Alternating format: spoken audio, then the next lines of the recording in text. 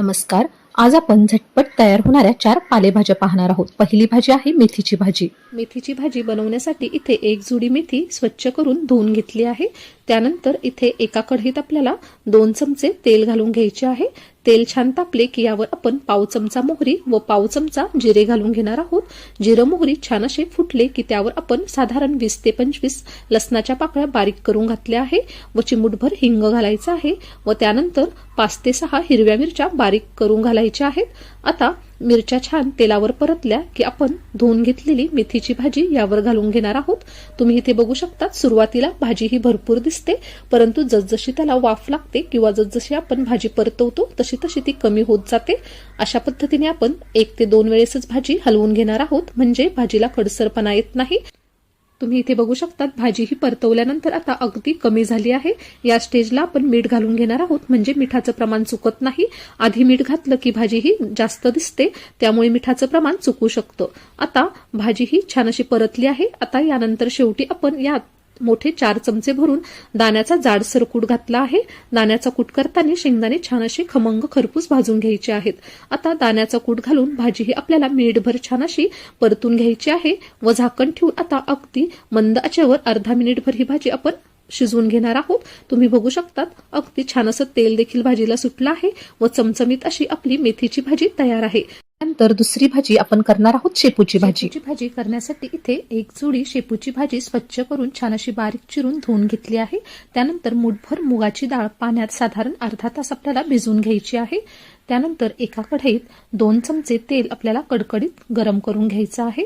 त्यात पाव चमचा मोहरी, पाव चमचा जिरे घालायचे आहे. मोहरी जिरे छान असे तडतडले की त्यावर 15 ते 20 लसणाच्या पाकळ्या छान अशा बारीक चिरून घातल्या आहे. पालेभाजीत लसूण हा अतिशय छान लागतो. आणि त्यानंतर आपल्याला 4 ते 5 हिरव्या मिरच्या बारीक चिरून घालायच्या आहे व त्यानंतर डाळीतील पाणी निथळून आपल्याला डाळ ही तेलावर छान अशी परतून घ्यायची आहे. मुगाची डाळ अशा पद्धतीने तेलावर परतवली की ती भाजीत अत्यंत खमंग लागते. त्यानंतर आता आपण डाळीवर अर्धा चमचा लाल तिखट व चवीनुसार मीठ घालून घेतलं आहे व आपल्याला डाळ व सर्व मिरची छान अशी परतून घ्यायची आहे. त्यानंतर स्वच्छ धुवून घेतलेली आपल्याला शेपूची भाजी डाळीवर घालून घ्यायची आहे व अशा पद्धतीने छान अशी ही भाजी एकत्र करून घ्यायची आहे.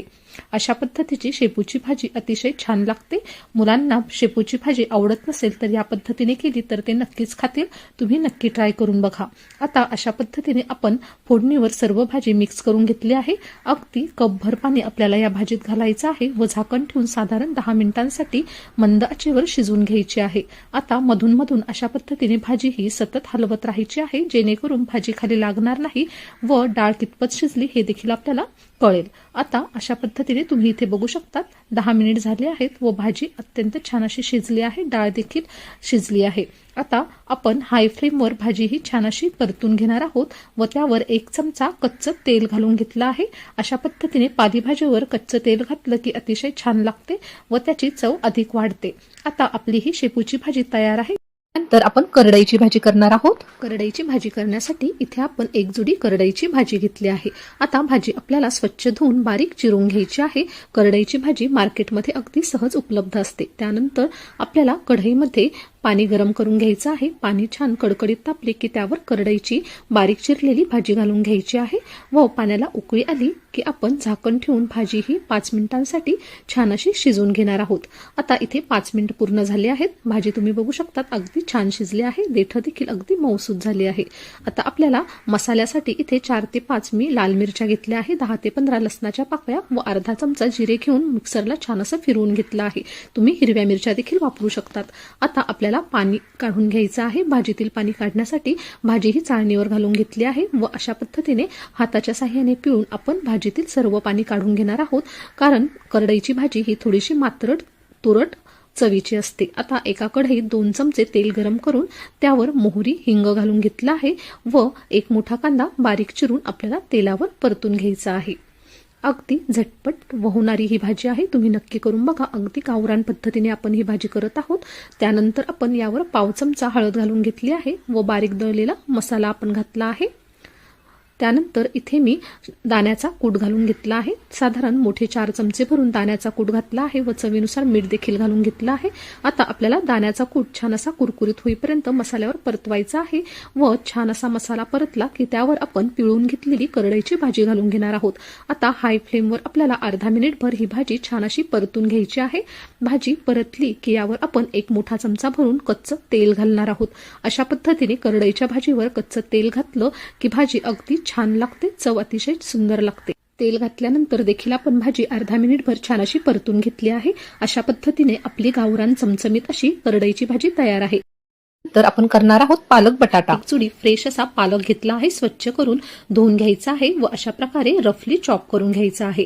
आता एका कढईत पाणी गरम करायला ठेवलं होतं, त्यात आपण रफली चॉप करून घेतलेला पालक घालून घेतला आहे आणि अगदी चिमूटभर साखर घालायची आहे, त्यामुळे पालकाचा रंग छान असा हिरवागार राहतो। आता आपल्याला झाकण ठेवून एक वाफ काढून घ्यायची आहे। मिनिटभर आपण पालक हा छान असा वाफून घेणार आहोत। पालक वाफत आहे तोपर्यंत इथे मी मध्यम आकाराची बटाटी ही साल काढून घेतली आहे व अशा मध्यम आकाराच्या फोडी करून घेतल्या आहे व बटाटा हा पाण्यात ठेवायचा आहे। आता इथे आपला पालक हा छान असा उकडून तयार आहे। अशा पद्धतीने पालक हा आपण उकडून घ्यावा, म्हणजे त्याचा उग्रपणा निघून जातो। आता एका चाळणीत घालून आपल्याला पालकातील सर्व पाणी काढून घ्यायचं आहे। पाणी काढल्यानंतर आपण यावर थंडगार पाणी घालणार आहोत, जेणेकरून पालकाचा रंग छान असा हिरवागार राहील। आता थंड झालेला पालक आपल्याला मिक्सर जारमध्ये घालायचा आहे। यातच मी 1 टोमॅटो उभा कापून घेतला आहे, 4 ते 5 हिरव्या मिरच्या व 5 ते 6 लसणाच्या पाकळ्या घालायच्या आहे। अशा प्रकारे पालकासोबतच आपल्याला मिक्सरला हे सर्व जिन्नस फिरवून घ्यायचे आहे। या तयार मिश्रणातच आपण आता 1 चमचा कॉर्नफ्लॉवर घालून घेतला आहे व हलकसं फिरवून घ्यायचं आहे। यामुळे भाजी ही दाटसर होते व भाजीतून पाणी सेपरेट होत नाही। तुमच्याकडे कॉर्नफ्लॉवर नसेल तर तुम्ही चणा डाळीचं किंवा तांदळाचं पीठ देखील वापरू शकतात। आता एका कढईत 2 चमचे तेल गरम करून आपल्याला बटाट्याच्या फोडी छान अशा शॅलो फ्राय करून घ्यायच्या आहे। अगदी हलकासा रंग बदलला की आपल्याला या फोडी काढून घ्यायच्या आहे। तुम्ही बघू शकतात अगदी 80% आपण ह्या फोडी शिजून घेतल्या आहे। अशा पद्धतीने फोडी आपण शॅलो फ्राय करून घातल्या की भाजी अगदी छान लागते। उकडलेला बटाटा देखील तुम्ही डायरेक्ट फोडणीत भाजीत घालू शकतात। आता याच तेलावर आपण जिरे मोहरी छान असे तडतडून घेतले आहे, त्यावर आपल्याला बारीक चिरलेला कांदा घालायचा आहे। कांदा देखील आपल्याला हलकासा ट्रान्सपरंट होईपर्यंत व रंग बदलेपर्यंत परतून घ्यायचा आहे। इथे आता कांद्याचा थोडासा रंग बदलला आहे, यावर आपण अर्धा चमचा लाल तिखट व अगदी चिमूटभर हळद घालून घेणार आहोत।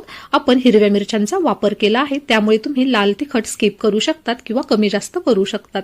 आता आपल्या तयार फोडणीवर आपण बारीक दळलेलं छान असे पालकाची पेस्ट घालून घेतली आहे व आपण मिक्सर भांड धुवून थोडंसं पाणी घातलं आहे। आता तुम्ही भाजी तुम्हाला कितपत पातळ घट्ट लागते त्या प्रमाणात भाजीत पाणी घालायचं आहे। मी इथे थोडीशी दाटसरच आज ही भाजी करणार आहे। आपण या ठिकाणी भाजीत कॉर्नफ्लॉवर घातला आहे, त्यामुळे भाजी ही थोडीशी शिजल्यानंतर दाटसर तयार होते। आता इथे चवीनुसार मीठ घालायचं आहे व एकदा भाजी छान अशी हलवून घ्यायची आहे। आता आपण भाजीला छान अशी उकळी काढून घेणार आहोत। तुम्ही बघू शकता छान अशी दाटसर आपली ही भाजी दिसत आहे। आता उकळलेल्या भाजीवर आपण शॅलो फ्राय केलेला बटाटा घालून घ्यायचा आहे व बटाटा हा सर्व भाजीत छान असा मिक्स करून आपल्याला झाकण ठेवून मंद आचेवर ही भाजी साधारण 5 मिनिटभर छान अशी शिजून घ्यायची आहे, म्हणजे भाजीचा छान असा स्वाद या बटाट्याच्या फोडींमध्ये उतरतो। आता तुम्ही बघू शकता 5 मिनिट झाले आहे, गॅस बंद केला आहे। आपली छान अशी बटाट्याची व पालकाची आलू पालक ही भाजी तयार आहे। तुम्ही देखील ही रेसिपी नक्की ट्राय करून बघा व आवडल्यास जास्तीत जास्त लोकांपर्यंत शेअर करा व अशाच नवनवीन व पारंपरिक रेसिपी पाहण्यासाठी चॅनलला नक्की सबस्क्राईब